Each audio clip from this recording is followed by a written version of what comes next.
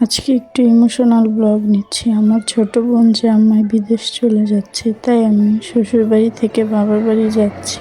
অনেকদিন পর বাবার বাড়ি যাব, তাই আনন্দ লাগছে, আবার মনটা একটু খারাপও লাগছে। বোন জামাই চলে যাবে, তো এই তো রেডি হয়ে নিলাম। বাড়িতে এসে সবাই মিলে আড্ডা দিতে বসে গিয়েছি। এই যে ছোটরাও আনন্দ করছে।